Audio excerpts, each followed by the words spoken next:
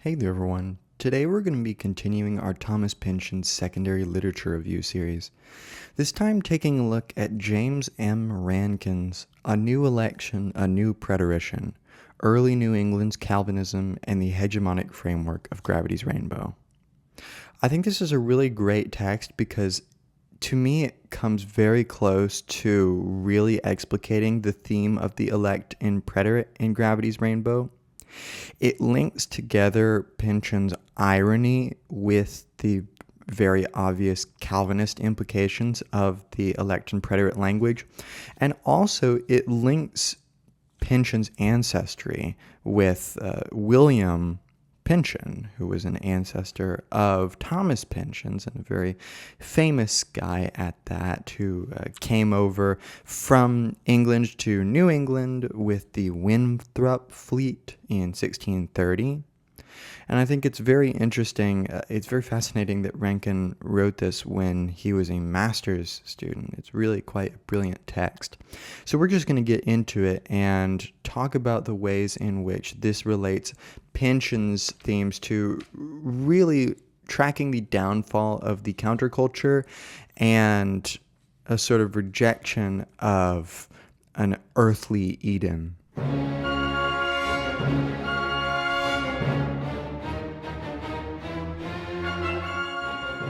Now, Rankin opens by mentioning a quote from Gravity's Rainbow in which it talks about the centrality of money and paper, be it toilet paper, banknote stocks, newsprint, quote, a medium or ground for shit, money, and the word, the three American truths, powering the American nobility, claimed the Slothrops, clasped them for good to the country's fate.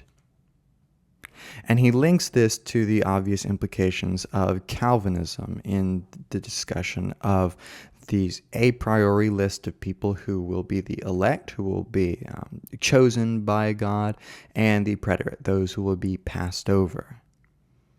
And Rankin says that Pynchon, in moving away from a strictly religious identification of election and preterition, associates the modern preterite with shit, or the refuse and waste of what's left behind, and identifies money as the lifeblood of the elect, those who operate the matrices of institutional control.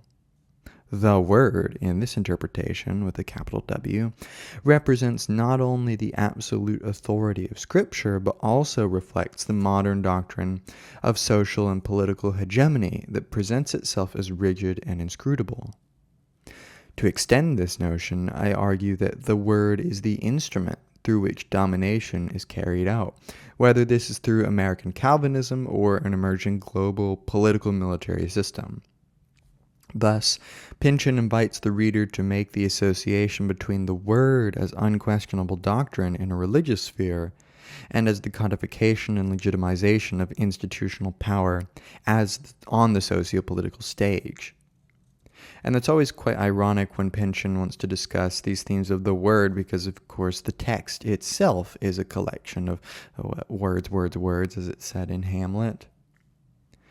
He mentions Scott Sanders saying God is the original conspiracy theory, and I really think that not only is that just a funny quote, but it really exemplifies and typifies the ironic relationship that Pynchon has to the theological. The difference between a conspiracy theory and a cult and an authentic religious sect with all of its orthodoxy and other implications.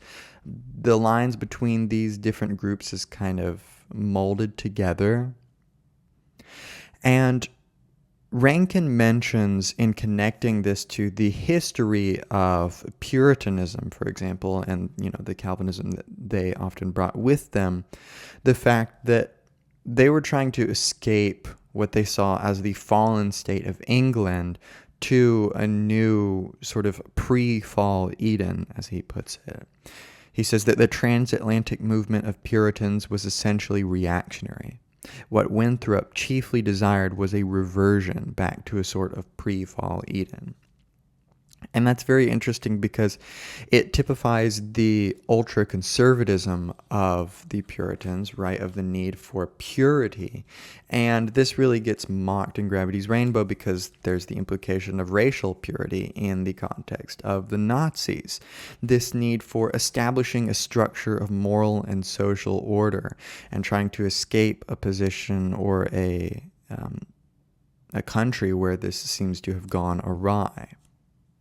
Rankin says, the globalization of military and economic forces, as well as the domination of personal lives, leaves very little room, either in global space or in one's head, for Edenic fantasies. Instead, technological progress, like the Puritans' progress in America, leads to apocalypse, but one that precludes salvation. It is a progression towards preterition, where globalization has expanded the preterite class as the domination of they grows. Not only has paradise been lost in Pynchon's universe, it was never a possibility. And I think that's very interesting because thinking about this text, Gravity's Rainbow, in comparison to Milton's Paradise Lost, you see a very dramatic and ironic reversal there, where it's not that paradise has been lost, but that under the guise of the expansion or the locating of paradise, paradise has actually been precluded altogether. There has become a universal state of preterition that is modern contemporary society, the globalization of the military-industrial complex. And Rankin mentions the episode fairly early on where the giant adenoid attacks the town, and he quotes a spot from Gravity's Rainbow very early on page 15. It's not swallowing up its victims at random. No, the fiendish adenoid has a master plan. It's choosing only certain personalities useful to it. There is a new election, a new preterition abroad in England, which to me really typifies, it's a very colonial kind of utilitarian assault on humanity in the name of profit, predatory corporations, and business practices, etc. He quotes Mackey here, who observes that, quote, paranoia, which is just the will of God as perceived by the preterite, is likewise an act of faith, nourished by disparate but distressingly almost consistent signs of impending destruction.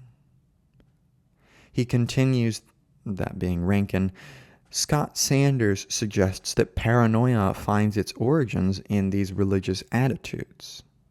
Paranoia offers the ideally suited hypothesis that the world is organized into a conspiracy, governed by shadowy figures whose powers approach omniscience and omnipotence, and whose manipulations of history may be detected in every chance gesture of their servants. It substitutes for the divine plan a demonic one. Viewed in this perspective, paranoia is the last retreat of the Puritan imagination.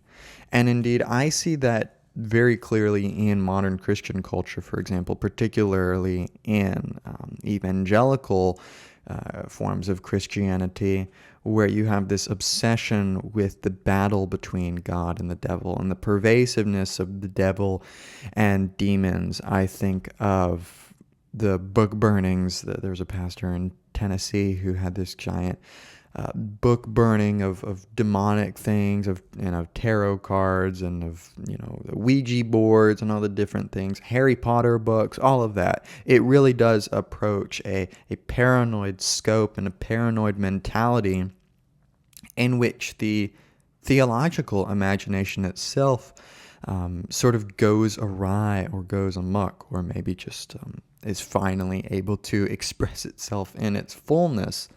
And as such, it really is interesting that the will of God and the paranoid mentality really can become one in the same in the face of, or in the guise of, institutional religion. And Rankin says that the Puritan mind, then, conceives a darker vision of providence, in which there is room for suspected conspiracies in various institutional structures. The, quote, manipulations of history by shadowy figures must be, in Calvinist thought, refracted through the idea of God's will. It entails, and this is a quote from Gravity's Rainbow, the stone determinacy of everything, of every soul. And this is always something that, Christianity, for example, is always kind of flirting with, is the sheer omnipotence of God would seem to necessitate predestination, but of course that precludes free will. So there's this sort of push and pull of trying to affirm God's power, but also affirm humanity's agency within that. And you can really see that sort of tension in Pynchon, in which he's trying to wrestle with the destruction or the elimination of human agency in the face of technology and various institutions. Rankin says, here the progression of Puritan belief runs coextensive with the institutions of a growing global hegemony. In Calvinism, the fate of one's soul is immutable and subject to the hand of God, just as the fates of Pynchon's characters are controlled in various ways through the education, military, and the market. And I think that's very interesting because the hand of God, of course, takes on a notably modern guise. Rankin mentions how in the very beginning of the novel, the very first page describes London evacuees as, quote, feeble ones, second sheep, all out of luck in time. And this very much embodies the sort of preterite language. And you even kind of get this in the very last song made by William Slothrop, funny enough, which is in this much older literary style. There is a hand to turn the time, though thy glass today be run, till the light that hath brought the towers low find the last poor preterite one. Till the riders sleep by every road, all through our crippled zone, with a face on every mountainside and a soul in every stone. And Rankin points out the importance of actually imitating that language here, shows that continuity of the Puritan project that sought to escape the preterite England to the real-world paradise of New England, and the way that that gets sort of ramified down through history in the idealistic, sort of neo-romantic Nazi notions, for example. Michael Winship reveals that, quote, in the early 1640s, William Pynchon, like many Puritans both in England and New England, placed the struggles between king and parliament within an eschatological framework. At first, he was optimistic, hoping in 1644 that, quote, it is now the day of Antichrist's great overthrow at Armageddon, end quote. And Rankin continues, William Pynchon's attitude towards an end times reveals a Puritan desire for apocalypse as a solution for the political struggles of the day.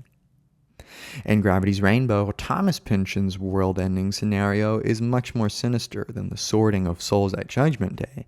It is the entropic breakdown of power that, through the impetus of a predestined history, can only collapse upon itself. And that's the real irony of Gravity's Rainbow.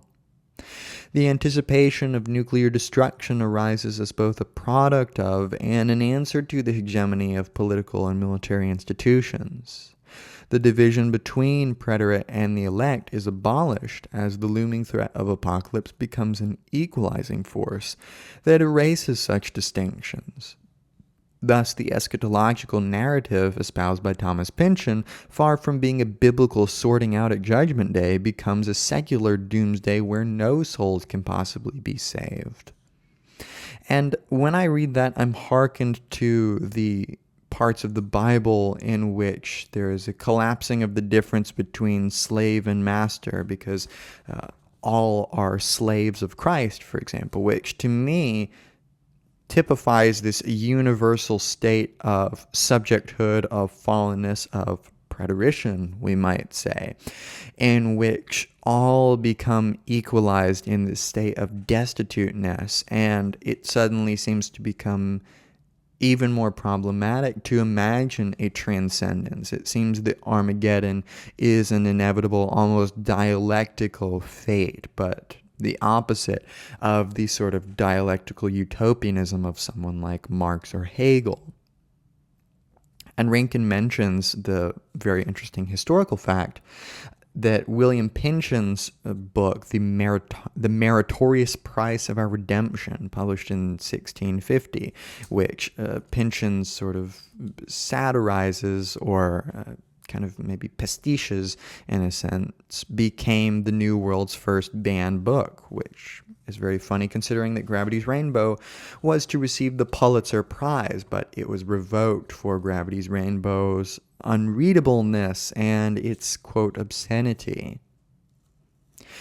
Now, Rankin points out, and this I think is the real humanism or the real empathy that's in Gravity's Rainbow, in spite of its apparent Manichaean cynicism, that, quote, the heresy here is that Slothrop is giving a voice to the second sheep, those who are marginalized by the elect as already damned and irredeemable. Slothrop qualifies this notion by proclaiming that the preterite are wholly a priori, and that without preterition, and this is where he's doing that pastiche of William Pynchon's work, without preterition, the conditions necessary for election would be precluded. And he mentions that someday, in Gravity's Rainbow, someday we may be, singing the praises of Judas Iscariot because he is just as important for, you have this dialectical opposition that is the evil embodied, which is nevertheless necessary to the divine plan. There's this dialectical ballot of force, counterforce, collision, and new order. Now, Rankin mentions that Pynchon links historical and geographical space in the zone through Slothrop's own historical rootedness, and as a result, it becomes a postmodern landscape of colonial New England. These kinds of spaces are ordered through hegemonic modes, and I think this is really interesting because it really connects in a sort of transhistorical way the England that Slothrop's ancestry is coming from, and the England at the time of the war, and America at the time that Pynchon is writing. These all kind of come together in the zone in a mix of hope and the inevitable feeling of universal preterition, of destruction, of soon to be Armageddon. The Calvinist need for something to be circumscribed by a place, and this is juxtaposed by the impossibility of mapping Pynchon's zone. Pynchon's genealogy of Calvinism, in the sense of its relationship with the fundamental properties of physical existence, is inverted by a postmodern estimation of place as abstraction, and the zone is an abstraction if there ever was one. I mean, it's a real place, but it hasn't been organized in Deleuze and Guattari's sense. It is a sort of body without organs in which there are still components or organs that are doing certain functions, but they haven't been turned into a coherent organism which can subsume these functions to a higher order abstraction that is the organism which rules over the individual organs. Mather, Rankin says, along with many of his contemporaries, literally described theological place as something that appeared on a map both bounded and corporeal. The Puritan imagination that Pynchon appropriates, however, situates itself in spaces that, contrary to Mather's vision, are largely profane. The zone, still haunted by the specter of war, eliminates the possibility of sacred space as literal geography. Pynchon's zone has been identified as a, quote, psychic wilderness, a place of purgation, the fires of which can transform being into something new and magical, not merely real, but legendary. That's from Lawrence Capell, Psychic Geography in Gravity's Rainbow. Rankin continues, the sense of purgation within the zone invokes a pseudo-religious atmosphere centered around the legend quest motif. Throughout the course of his novels, through his travels through the zone, Slothrop adopts the guises of legendary figures such as Orpheus, the comic book hero Rocket Man, and the local pig hero Plekazunga.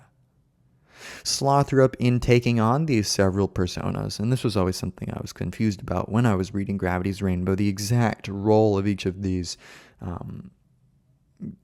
pseudonyms and these personas, especially as he's about to approach his castration. These establish his own sense of agency by placing himself seemingly outside the reach of they. The literal conceptualization of sacred space, as interpreted by the Puritans, is refracted in Pynchon's zone and translates itself into the idea of holy centers. In the novel, these holy centers represent the various quest goals of the characters, and they're seemingly always out of reach. The theme of the holy center in Gravity's Rainbow succeeds in perpetuating a quasi-religious framework that coextends with political hegemony. The quest fantasies of the zone, which all seek a certain holy center, are necessarily created and structured by the forces of domination. Therefore, Pynchon presents the holy center quest as self-reflexive. The very nature of the quest is grounded in an awareness of itself as a trope. And this really represents at the very least, the post-May 68 state of politics, the profound realization of the failure of the countercultural movement to adequately get out from under the thumb of they, be that, various religious institutions or governmental institutions or overarching educational institutions, such as the case with the French university system, which was one of the main contentions of the May 68 movement in France. All of this is sort of lending itself to an understanding of the hero quest itself. Even though it is parodied in Gravity's Rainbow, it is almost understood from the beginning as to be without much center, without much momentum. There's a semblance of, for example, the very beginning of when we learn of the link between Slothrop's erections, that being the locations of his erections and his sexual encounters, and the V2 rocket strikes. We totally take for granted the authenticity of this map and the association between the map and the rocket strikes. And, maybe we shouldn't really question the map. Maybe the meaning is just plain there, that these are obviously linked, but there does seem to be throughout the novel an intimation that all the explanations that Pointsman or Roger Mexico or any of these people come up with are semblances of an explanation where actually there is no holy center behind, which of course leads Slothrop to be considered a, quote, singing nincompoop. Rankin says the holy centers of Pynchon's zone are distinct from those such as Cotton Mather's. The zonal centers cannot exist literally. They're instead meant to be indefinitely approached, I think, asymptotically there. Pynchon suggests the asymptotic nature of this approach by intimating that, quote, holy center approaching is soon to be the number one zonal pastime. Its balmy heyday is nearly on it. Soon, more champions, adepts, magicians of all ranks and orders will be in the field than ever before in the history of the game, end quote. Here, Pynchon presents the reader with a paradox. The holy center is seemingly the last bastion of unprofaned space, and yet it has been reduced to a game or a competition. I think that's very interesting because oftentimes Pynchon is going to do the classic postmodern pastiche of even things like Arthurian legend, but also just the comic book heroes of the time who have notable powers that they gain from like nuclear or radioactive technology. There's a need to turn one's fears into something that can be mapped onto a literary space, transformed into a word, and thereby made, something explainable, something conceptualizable, something that we can cope with. So in this hero quest, we have a need to do the same thing, to try to come to some sort of culmination of our profound problems in society and the contradictions latent in the fact, of course, of our highest technological capabilities, such as the V2 rocket or the nuclear weapon, leading to our most imminent case of downfall in the threat of nuclear war, for example, in the Cold War. This highlights a structure cutting across every agency, human and paper, that ever touched it. That's from Gravity's Rainbow. Rankin highlights a number of these failed instances at achieving this Edenic sort of transcendence. He says the Kyrgyz light's failure to serve as anything approaching sacred is compounded by an insidious association. Pynchon asks the reader, "You've heard of the Kyrgyz light? Well, that's the ass end of a firefly compared to what we're gonna..." Oh, you haven't heard of the... Oh, well, too bad. The Kyrgyz light, Rankin says, is here relegated to a footnote. The atomic bomb that it is being compared to instead takes the central stage. Institutional hegemony produces the means for eliminating any chance of a holy center. These centers are instead overshadowed by the threat of nuclear annihilation. And I like how Pynchon connects this love and praise of technology with an almost sort of religious need to praise something, which is namely an externalization of ourselves. It seems to be a confirmation of our election, but which, ironically, serves as a confirmation of our imminent state of preterition, which is irreversible, that being death and the fate of the earth that's always pulling the rocket in humanity down in Gravity's Rainbow. So the Kyrgyz light, which has some very beautiful passages in Gravity's Rainbow when it's being discussed, is just soon relegated to a footnote. It's just something that doesn't even really matter anymore. Now, Rankin writes, historical interpretations of Calvinist doctrine argue that, quote, if providence had indeed created existing institutions by means of a local historical process, history could be used to defend the status quo against demands for immediate social change. That's from Ronald J. Voudermolen, Providence as Mystery, Providence as Revelation, Puritan and Anglican Modifications of John Calvin's Doctrine of Providence. And I think this is really interesting, just keeping in mind and being informed in the Christian context regarding the sort of Calvinist back and forths about, okay, well, what is all this talk of the elect and the preterite and predestination imply for human agency? Of course, it seems to me that it would preclude any understanding of agency or will altogether.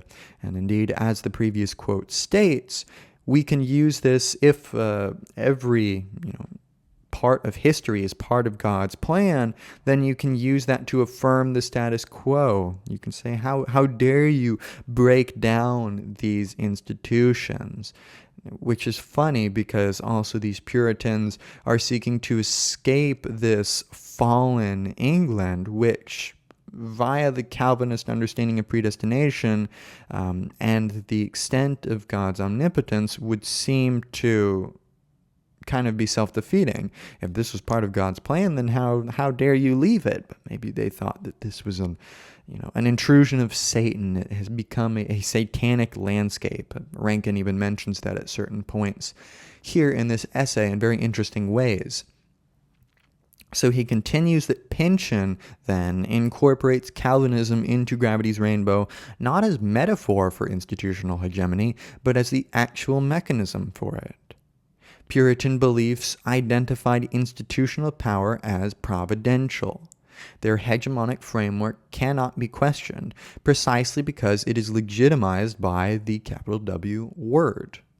The word codifies the dominating power held by the elect. In Gravity's Rainbow, the power of the word extends to the political and economic policies that govern an institutional consciousness. Haidt argues that, quote, because they exist outside the redemptive system, the preterite should be meaningless by definition. There is no place for them in the divine scheme of things, end quote. It is then the word that dictates preterition. In Pynchon's World War II universe, the word creates a matrix of power where the corporation and the nation-state become indistinguishable. And that collapsing of all these power structures into one, Rankin wants to point out, is a consequence of this defense of the status quo and the defense of the elect as the sole object of importance, leading to an actual mechanism for hegemony. So Pynchon, to me, seems to be intentionally using a hegemonic and totalizing framework and hermeneutic in order to guide the book towards its inevitable integration into systems of power. If you look at the fate of Tyrone Slothrop, he becomes a living crossroads. He enters a sort of schizophrenic or manic state of, kind of Orphic singing and dancing and Dionysian transcendence, but at the same time, it also represents his downfall, his integration into nature, and his dissolution of his self. So I think that Gravity's Rainbow can really be seen as an elegy to the counterculture, to its death specifically. And I think that Rankin's understanding of the difference between the text and the word is just fascinating. It really captures Pynchon's very deep criticism and very deep irony as well. He writes that Pynchon, while self-referentially acknowledging Gravity's Rainbow itself as a text in need of annotation and explication, identifies the rocket as the master text, with a capital T, that is inseparable from destiny, while Enzian understands the rocket as a system involving a, quote, coding, recoding, and decoding.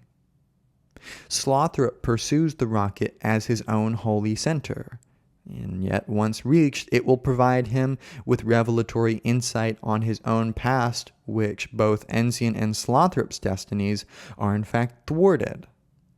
The text cannot be decoded. The revelation can never be imparted. The rocket text, as Leo Bersani speculates, quote, seduced us and blinded us to an even more important text. We can't resolve the issue simply by saying that Pynchon's real subject is how his characters are victimized by that deception, and that in order to read that text, the reader has to be set straight about the true center of historical power, end quote. The true text, the one of domination, cannot be read because it has already been legitimized and is therefore no longer recognizable as a text.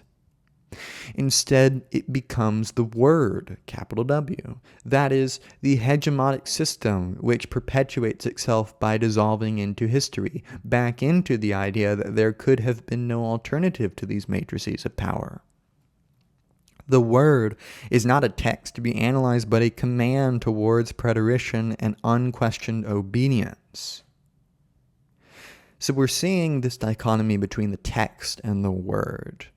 The text is elusive, subject to interpretation, and dependent upon the reading of the reader in a reciprocal and communal way, whereas the word is a statement. It is an order word in the terminology of the Losanguitari, a statement of authority and a signal of domination demanding adherence and subjugation. And I think there is a very radical and yet oftentimes subtle difference between those, which Pynchon will constantly be kind of obscuring. And one of the interesting things that Rankin points out is that in many ways this quote-unquote rocket text is one of subservience. He mentions that the only character whose rocket-bound destiny is achieved is Major Weissman, the commanding officer of a Nazi rocket battery. Weissman succeeds in firing the Quintuple Zero rocket containing the special device, the Schwarzgerät, which in reality is his sex slave Gottfried. Now, I don't think that's true. I don't think the Schwarzgerät is Gottfried, but it's an interesting symbolic connection nonetheless.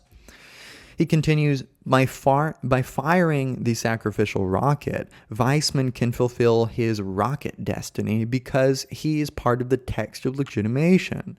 That is, not a holy text, but a real one. And this is the sinister undertones of the realization of the Word made flesh, which becomes this very perverse object that is the sex slave Gottfried. As the rocket's launch approaches, Weissman reveals that, quote, the impulse to empire, the mission to propagate death, the structure of it kept on. Now we are in the last phase. American death has come to occupy Europe. It has learned empire from its old metropolis. But now we have only structure left us. None of the great rainbow plumes, no fittings of gold, no epic marches over alkali seas, end quote. And that is a really fascinating quote in retrospect, because Pynchon is there very clearly addressing not only Europe at the time, at the time of the zone is being cut up and established and organized into its various spheres of influence, but this is a direct statement to the America of his time, of the late 60s and early 70s. Remember, Gravity's Rainbow was published in 73. Weissman invokes a transatlantic movement of death that finds its structure in the tradition of colonialism. This structure is the, quote, true center of historical power. It is the legitimizing text, and indeed the only true text in Gravity's Rainbow. The counterforce in any resistance to the hegemonic structure of death is doomed to failure precisely because it cannot exist apart from this text. And that's so fascinating, thinking about the difference between the plot, in the dual sense of the word, as like the narrative structure of Gravity's Rainbow, as well as the organized conspiracy. The difference between, and in fact the similarity between the plot and the text itself. If you're reading Gravity's Rainbow as a text, you will quickly notice that understanding of it as a plot. And I think that really exemplifies this sort of self-legitimating understanding of these structures of power that Pynchon is trying to point out.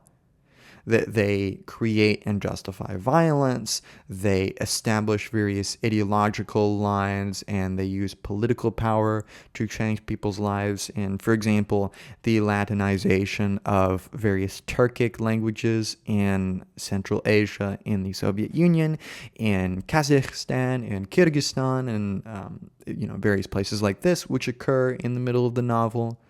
All of this is showing how the counterforce gets collapsed in on a text whose only true legitimating narrative is in the hands of the legitimizer, the one who controls history and the text and the word, the propagation of the word itself. Think about the way that relates to Christian missionaries who are deeply entrenched in the history of colonization. Rankin mentions the providential nature of Calvinist theology encoded the text of God's kingdom as self-authenticating. The fulfillment of the divine plan was predestined, so doctrine was unquestionably a priori. The same hand of providence that established the codified the Puritans' institutional power is, quote, the hand of providence that creeps among the stars, giving Slothrop the finger. In conflating providence with destiny, Pynchon constantly reaffirms that only the elect can fulfill their destiny, while the preterite, such as Slothrop, are defined by a destiny that can never actually be achieved.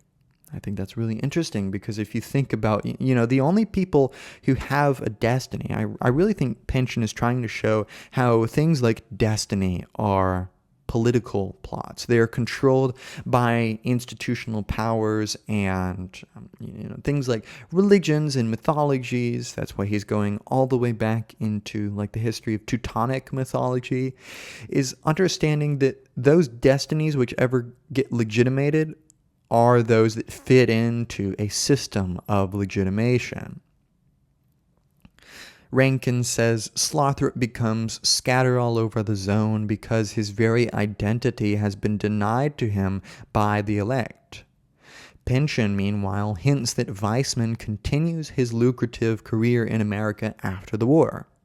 Quote, if you're wondering where he's gone, look among the successful academics, the presidential advisors, the token intellectuals who sit on boards of directors. He is almost surely there. Look high, not low, end quote. Weissman is the only one guaranteed a spot in the global hegemonic network of the political, corporate, and academic worlds. This is because he is invested in the preservation of election and associates himself with these legitimating bodies. And that's interesting thinking about, election and preterition in the context of Calvinist doctrine isn't it so funny that every Calvinist thinks themselves a member of the elect? That they just happen to be, theoretically, there would be nothing wrong with someone who believes that Calvinism is scripturally supported and yet believes themselves to be one of the preterite, not one of these chosen elect. It really shows how this notion of being chosen is very tied up in political power, in the understanding of how do you legitimate the framework which selectively chooses who gets represented in this narrative. The presence of Calvinist thought in Pynchon's post-war Europe, Rankin writes, is not residual. It is, in fact, a continuation of hegemonic processes that have developed matrices of power over centuries of gestation. Just as the Puritans glimpsed the city of God that was promised after paradise, so Pynchon invokes the eschatological birth pangs of the gestation of institutional power. And that's really what Gravity's Rainbow is about, is charting these changes of power and the way that people try to cope with those changes. And it is really a genealogy of power. It's very similar to Nietzsche's project and Foucault's project in that way, in charting the ways that power legitimizes knowledge, legitimizes ontological categories, like in the case of Foucault, he's going to talk about madness or sickness or legitimate knowledge, and for Pynchon, it's going to be things like the elect and preterite. To the 20th century, Rankin writes, at the center of the novel, this is a secular apocalypse. In the final annihilation, there is no chance of redemption for the new preterite or the new elect. And I think that's a really beautiful understanding, a very cynical understanding of Gravity's Rainbow, but I always find myself more privy to the cynical ones because, in a way, Pynchon is trying to get inside of, for example, the head of Germans in the 1940s and even all the way back again into mythology and through the beginning of the 20th century, charting how all of these contradictory thoughts can somehow be organized in a system which then becomes recursively bent on its and humanity's own destruction. And then death becomes a fetishistic object in which, as it says in Gravity's Rainbow, Slothrop may be in love, in sexual love, with his and his own race's death. So that being said, I hope that this has been helpful. I think this is a really interesting essay. Check out any of the other lectures I've done in this series if you want some more secondary literature reviews on the works of Pynchon studies. You can check out any of my lectures I've done on postmodernism, German idealism, gender theory, postcolonial studies, and other literature. You can become a channel member for $5 a month and gain access to, among other things, a private philosophy Zoom, which you can tailor to your needs. I also have super thanks if you'd just like to donate one time to this channel. I would appreciate anything you have to give, but no pressure either way. That is it for this lecture, and I'll see you in another one.